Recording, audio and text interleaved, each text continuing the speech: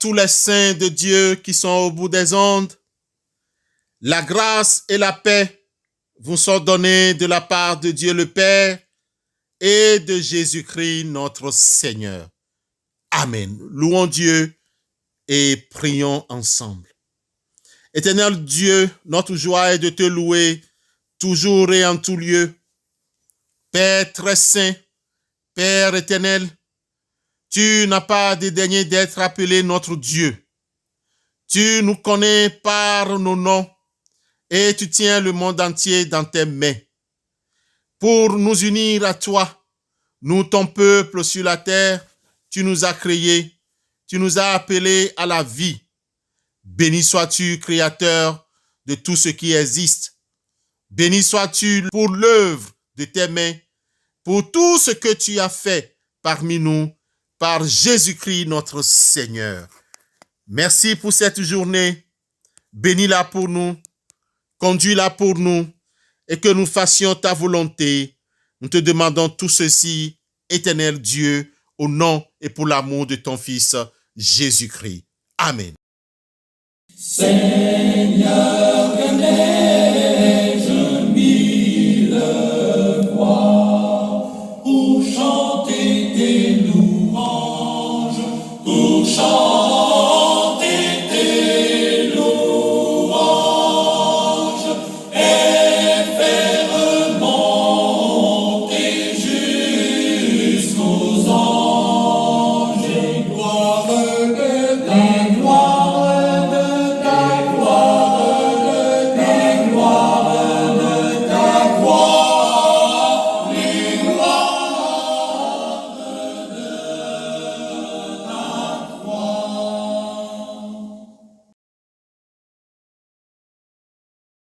Bien-aimés dans le Seigneur, le texte qui fait l'objet de notre méditation ce matin est tiré de l'évangile de Jésus-Christ selon Luc, chapitre 24, verset 32. Luc 24, 32. Nous lisons au nom de notre Seigneur et Sauveur Jésus-Christ. Et ils se dirent l'un à l'autre: notre cœur ne brûlait-il pas au-dedans de nous lorsqu'il nous parlait en chemin et nous expliquait les Écritures? Seigneur, sainte est ta parole, sanctifie-nous par ta vérité. Amen. Bien-aimés dans le Seigneur, chers frères et sœurs en Christ, l'évangile de Jésus-Christ selon Luc au chapitre 24, le verset 32 que nous venons de lire, nous met en présence de deux disciples de Christ qui étaient en route pour se rendre à Emmaüs. Et ce voyage se passe après la mort et la résurrection du Christ. Ils parlaient en chemin de l'événement de la crucifixion du Maître.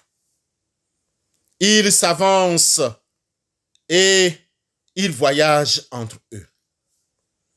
Mais le Christ, à son tour, s'avance vers eux sur la route d'Emmaüs.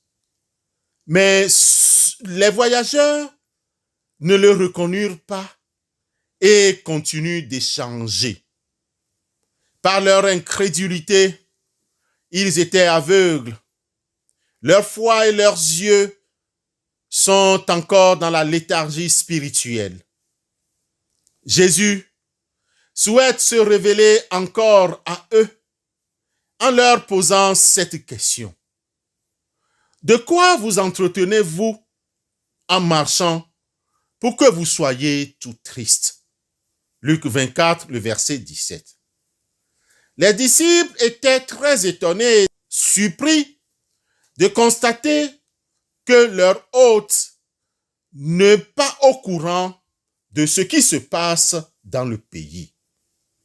Alors, ils sont en train de répondre.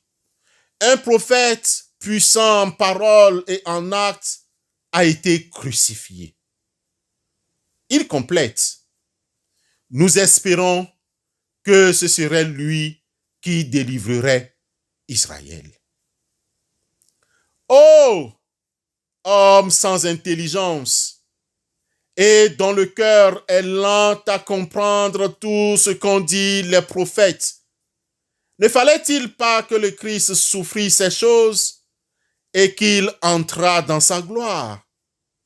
Et, commençant par Moïse et par tous les prophètes, il leur expliqua toutes les Écritures, ce qui le concernait. Luc 24, versets 25 à 27. Bien-aimés, les disciples avaient perdu de vue les précieuses promesses liées à la vie, la résurrection et à la prophétie de la mort de Christ. Par ce rappel de Christ, leur foi se met en route. Un déclic s'est passé dans leur pensée. Quelle révision de la prophétie! Alors les disciples oublieux s'exclament. Notre cœur ne brûlait-il pas au-dedans de nous lorsqu'il nous parlait en chemin et nous expliquait les Écritures? Luc 24, 32b.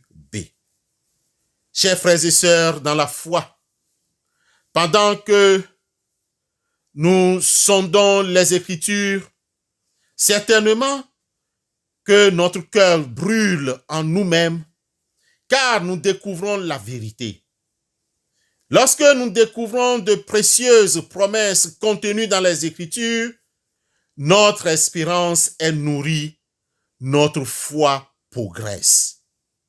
Le plus souvent, nous nous demandons quelle est l'origine, la cause de la léthargie spirituelle, la pauvreté spirituelle de nos églises. L'une des causes, à notre humble avis, est la suivante. Nous laissons notre esprit, notre pensée s'éloigner de la parole. Nous lisons, nous écoutons la parole comme si elle s'adresse aux autres. La parole de Dieu révélée n'est pas seulement écrite. Dieu lui-même nous parle. Si nous en sommes conscients, nous aurons un grand respect pour lire et écouter la parole.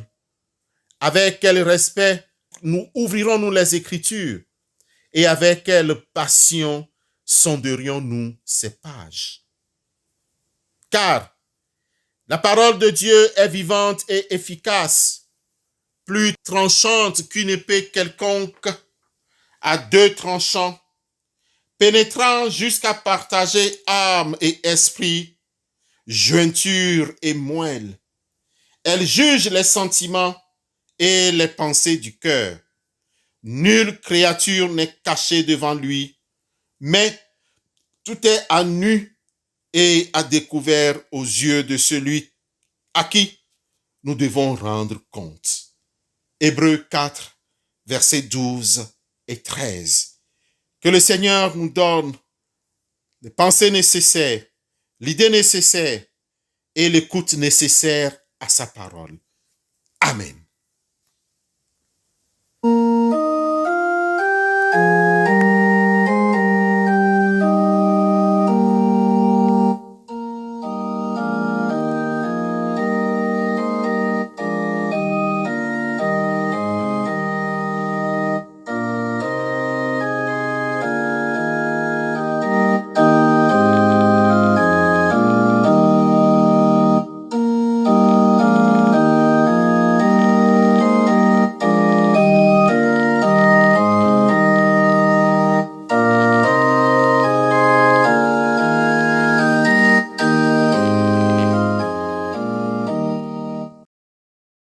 Prions Dieu. Père de miséricorde, tu as daigné nous ouvrir encore aujourd'hui les trésors de ton amour, nous faire entendre ta parole.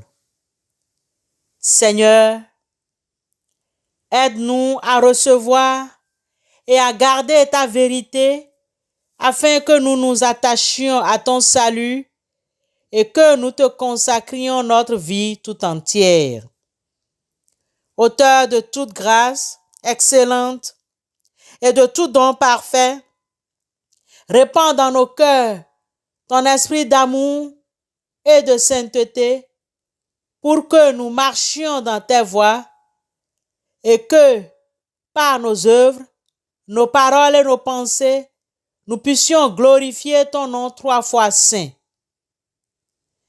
Nous voulons déposer devant toi, Seigneur, les soucis, les questions et les détresses de tous. Souviens-toi de tous ceux qui sont aux prises avec des difficultés. Console et réconforte tous les affligés, tous les malades du corps et de l'âme, tous ceux qui sont privés du secours humain, tous ceux qui souffrent injustement dans un monde inhospitalier. Souviens-toi des membres de nos familles, au près et au loin, et sois auprès de ceux qui n'ont pas de famille. Suscite des témoins joyeux et courageux et donne-nous d'être porteurs et porteuses de paix, d'amour et d'espérance par Jésus-Christ, notre Seigneur. Amen.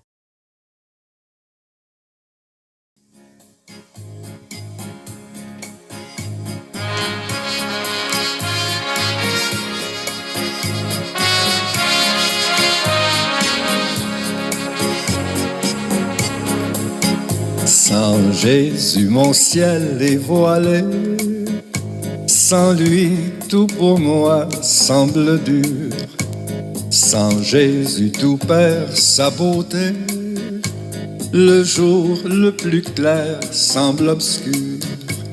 Le chant des oiseaux n'est plus doux. Les fleurs ne peuvent m'égayer. Je veux Jésus-Christ avant tout. C'est lui seul qui peut me charmer. Avec ce sauveur bien-aimé, je veux demeurer constamment. Il change l'hiver en été. L'automne est un nouveau printemps.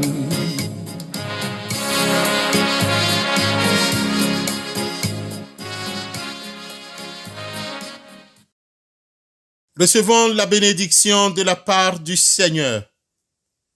Que l'Éternel vous bénisse et vous garde. Que le Dieu de Jésus-Christ tourne sa face vers vous et vous donne la paix du cœur. Que le Dieu du Seigneur Jésus-Christ tourne sa face vers vous et vous donne les trésors que personne ne peut vous ravir. Allez dans la joie et dans la paix du Seigneur. Excellente semaine à vous tous. Amen.